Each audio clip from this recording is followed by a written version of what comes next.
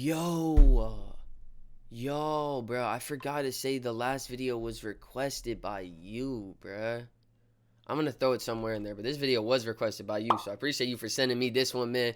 Yo, what is up, you guys? Hope y'all been also partying like every day is your birthday. You've been, just having a good day, man. Gotta make the most of every day. I know some days can be shitty, and some days you're gonna be in worse situations than others, but you still gotta make the most of every day, bruh. You know what I'm saying? Don't be a negative Nancy, bro. Ain't nobody want to, hear about a negative Nancy. I mean, there's difference between talking about actual problems, brother, than being a negative Nancy. You know what I mean? But little shit that don't really matter. Tighten up, bro.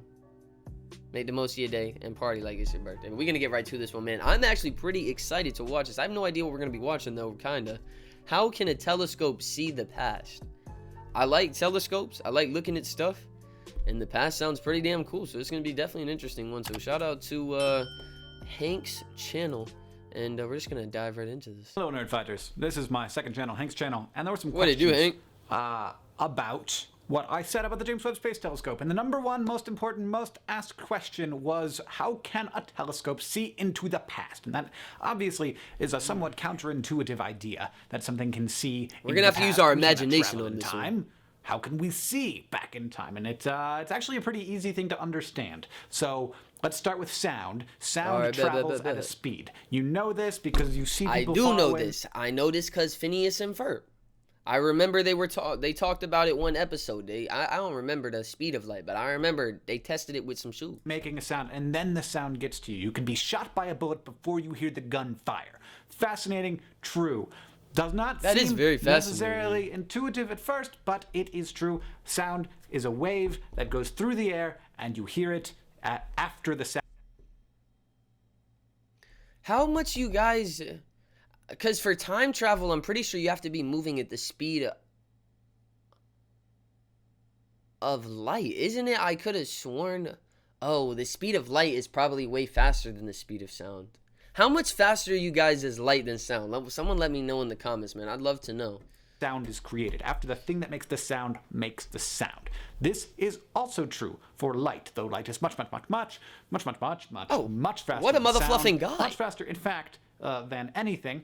It is impossible for anything to go faster than light, unless you were talking about tachyons, which we're not going to, because I don't understand them at all. Thank goodness, bro. I did not want to get into that. The sun is very far away from the Earth, by Earth standards, very far away from the Earth, and so far away, in fact, that the light that the sun creates doesn't get to us for 8 minutes, because it's moving at a speed. So the way that the sun looks, when we look...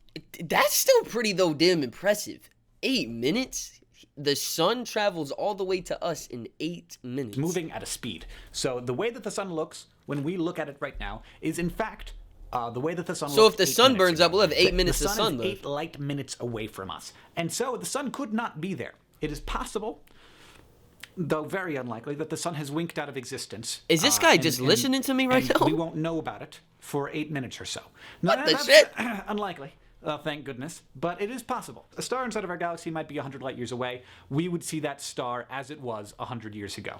Now, with the Webb telescope, we're talking about a lot longer than 100 years. A lot further away than 100 light years. 13.4 billion light years away.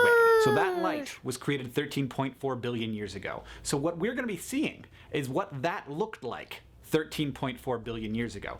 Wait a minute, bro. I'm not gonna lie. I zoned out for a little second, bro. I'm gonna have to redo that one. Unlikely.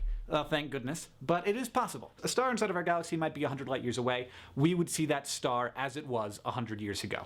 Now, with the Webb telescope, we're talking about Webb telescope. A lot longer than 100 years. A lot further away than 100 light years. So we're going to see stars from far away. Billion light years away. So that light was created 13.4 billion years ago. So what we're going to be seeing is what that looked like 13.4 billion years ago. It's not what it is like now. Now it's completely different. It's probably very similar to what we see around us nearby. Somebody asked me, what does light look like from 13 billion years ago? Is it like dimmer, like a light bulb? You know what I'm saying, when they get old? Why don't we just look back 13.7 billion years and see the beginning of the universe? Well, the reason that we can't see that is because there was nothing there as far as we know. That is why we know that there is an age to the universe, because there is nothing that we can see beyond 13.7. What? Nothing He's that starting we to can even talk detect. way above my We're talking pay about grade, see, man. Like visibly see.